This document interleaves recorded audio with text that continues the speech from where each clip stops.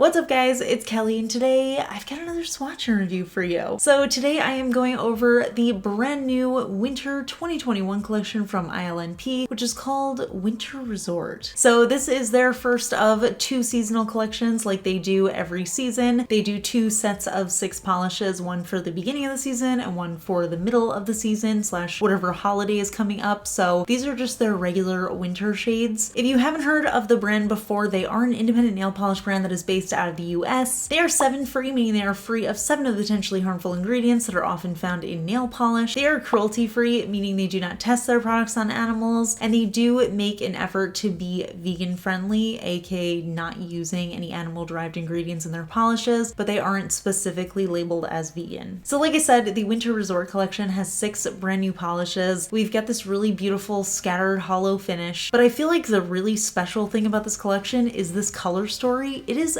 absolutely stunning. We just have such a perfect mixture of like pink, brown, gray, blue. It's just all very perfectly wintry. They flow together so well. I cannot get enough of this color story, but let me not spoil my thoughts on it. I'll show you guys the swatches and then we'll talk a little bit more about pricing and availability and all that good stuff. So roll the footage. So as with all of my swatch review videos, I am going to be using base coat underneath all of my swatches just to protect my natural nail and prevent any stains. Today I'm using the Orly Bonder base. So we'll start off with the shade which is called Knitted. It's a really beautiful, very warm toned, soft pink base that has that scattered hollow fleck running throughout. And I think this shade is so gorgeous. I wasn't sure how many coats I was going to need because generally with light shades like this, especially with ILNP, it takes 3 coats, but I was actually really pleased with how this one looked in 2 coats. It did cover up that visible nail line really well. I think it looked so soft and delicate and pretty, and I just love that subtle hollow sparkle. It just really feels almost like a nude, but it's got that pinky tone to it, so just really pretty. Next up we have the shade Toasted. This is another very soft light shade. This one is in a beige nude, and it also has that subtle holographic fleck running throughout, and I have to say I loved this one. Just how it looked in 1 coat with that visible nail line showing through, I thought it was just so pretty. I also actually love the way that it looked in 2 coats. As you guys probably know, I do like a little bit of visible nail line showing through, especially with that jelly-like formula. There's just something about it that feels pretty elegant to me, but I figured you guys would also want to see what it looks like as a full coverage polish covering up that visible nail line, so I did try a 3rd coat, and honestly, I love the way that this one looks in 3 coats too. I can see myself wearing this as a 1 coater, a 2 coater, and a 3 coater, just kind of depending on my mood, because if I wanted just a very light wash of hollow without much color deposit, I would just do 1 coat, and if I wanted to have that visible nail line show through, I could do a 2nd, and if I want to have a full coverage polish, I would do a 3rd. Next up we have the shade Timber, and I think this one was a bit of a standout from the rest of the collection. It was slightly more saturated of a color than the rest, and it also seemed to have a lot more of that holographic fleck running throughout. This one is a really rich, warm, medium brown shade, and I thought I was going to get full opacity in 2 coats.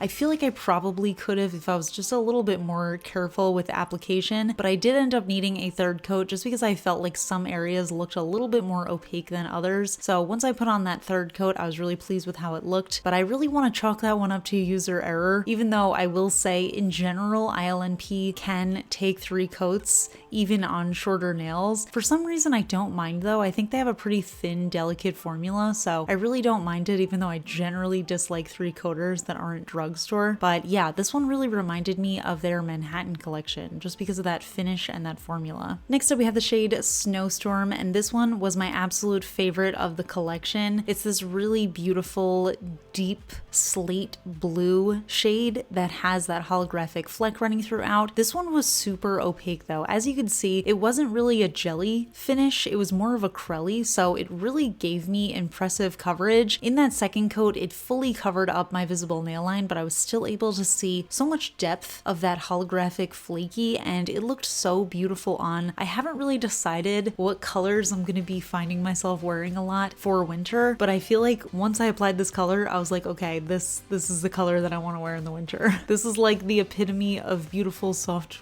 but deep winter colors. Next up we have the shade Rain, another really beautiful cool tone shade, and this one is actually more of a blue gray. There's definitely that cool undertone to it, and this one, even though this one actually had a little bit more of that jelly-like formula, it was another one that gave me really impressive opacity in that second coat. Of course, we do have those holographic flakes in there as well, and I think this one actually had a little bit more hollow than the rest of the polishes as well, because it really just sparkled very nicely, and this one just feels like another perfect wintry kind of shade. It just feels like what you would wear on a cloudy day or in a snowstorm. I just absolutely love it. And last but definitely not least, we have the shade Aspen, which is a really beautiful, light, slightly dusty blue base that again has that holographic fleck running throughout. And with this one, we are back to that jelly-like formula. This one I did need 3 coats for full coverage. Like I said before, I feel like it's pretty common for ILNP to be 3 coaters on me. Whenever I get a 2 coater from ILNP, I'm always impressed because I feel like the norm for them is 3 coaters. But again, there's just something very light and thin about the formula that it doesn't really feel like I'm applying too much or like I have a thick coat of polish on my nails, which I feel like I can sometimes get when I'm going in with 3 coats of another brand. So I definitely don't mind it. This color in particular is just absolutely gorgeous once it's full coverage. And here are all of the shades together. I cannot stress to you enough how much I absolutely love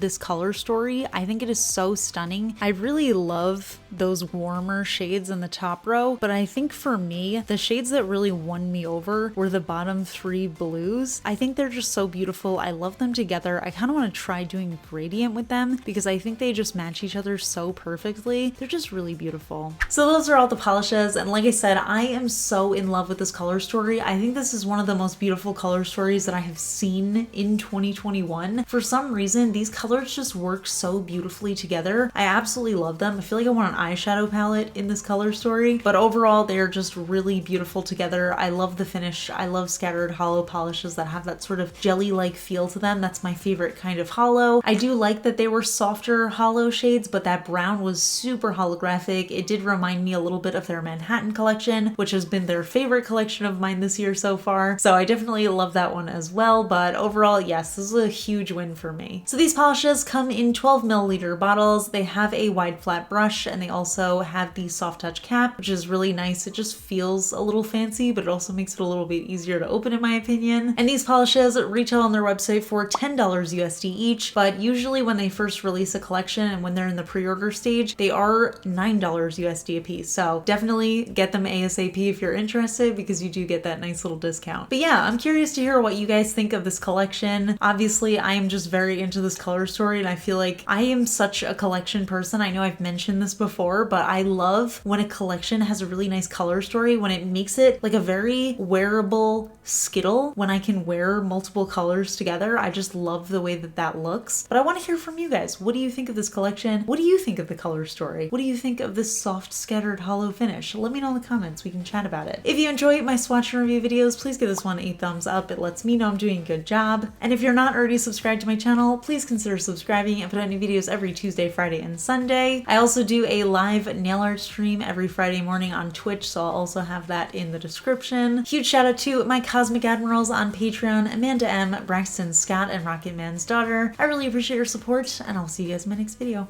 Bye. Today's fun fact question comes from Patreon supporter Caroline, and Caroline wants to know, what is the first polish brand you ever worked with, and how did you feel when they reached out to you? So I'm actually a little embarrassed to say that I don't specifically remember the name of the brand. Obviously, I work with a lot of nail polish brands, so a lot of brands send me new collections in PR, but of course it wasn't always this way. I used to have very different experiences with getting PR. When I was first starting, I feel like I was letting myself get taken advantage of a lot because I remember the first brand, like I don't remember the name of the brand, it was a random very small indie brand, but they sent me 7 mini bottles of nail polish, and they sent me a list of requirements that I had to do in order to get these nail polishes. And of course, I appreciate that they were sending me polishes for free, but obviously I was paying for them with my time. And I just remember I was living in my brother's apartment at the time, and I was a blogger. This was before YouTube, but I remember just crying on his couch and being like, I do not want free nail polish. Like, this is not worth it.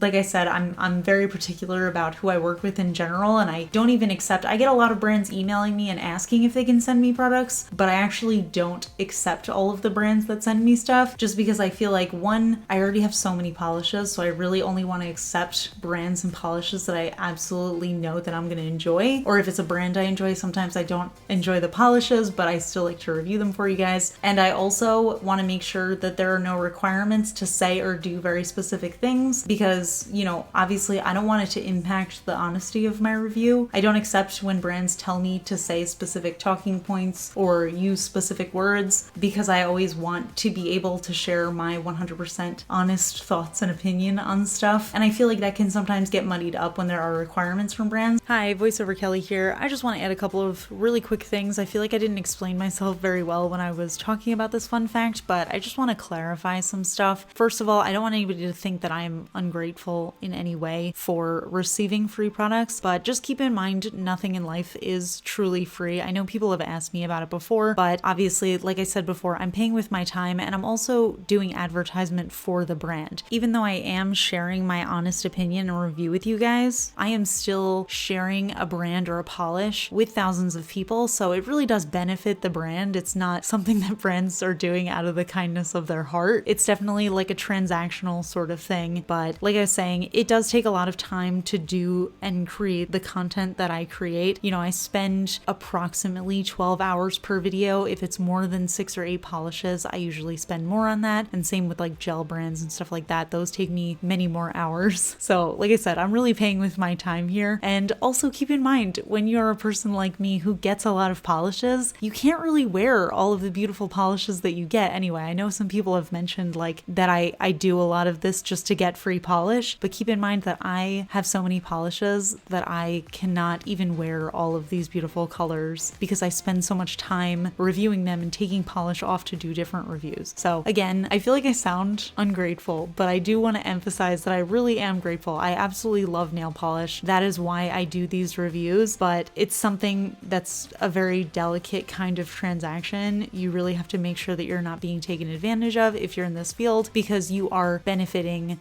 the brand that is sending you products. So you want to make sure that you truly trust and support the brand and you want to share them with people and that you're willing to put in the hours of effort that it might take for you to create content in exchange for nail polish. I feel like that was a kind of terrible answer, but yes, I genuinely don't remember the first brand. I have a feeling that they're either still very small or they aren't around anymore because I think if I saw the name, I would recognize it, but I don't remember what it was. Yeah, wow, what a strange experience to kind of start this journey. All right, well, that's it. I'll see you guys in the next video. Bye.